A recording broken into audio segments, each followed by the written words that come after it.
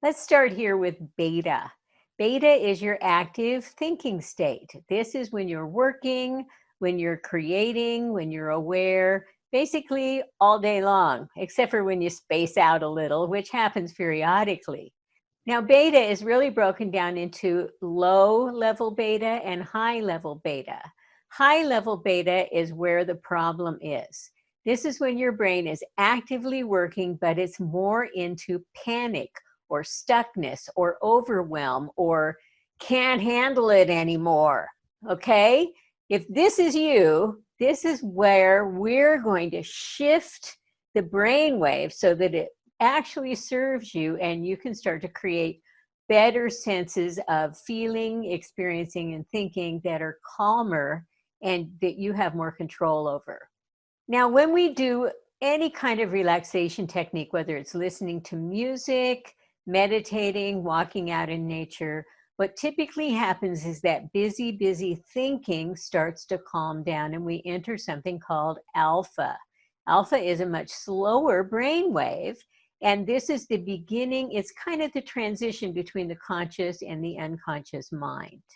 And if we practice and are aware, we can move into theta. Now, theta is a deep relaxation state. You'll get this a lot of times when you're doing hypnosis. When people sleep, they're in theta.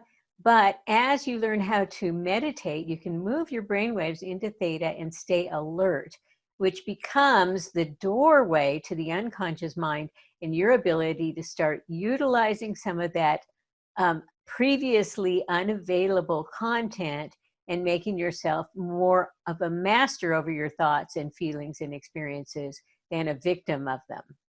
And then we have delta. Now, delta is deep dreamless sleep. You're in delta when you're getting surgery, for example.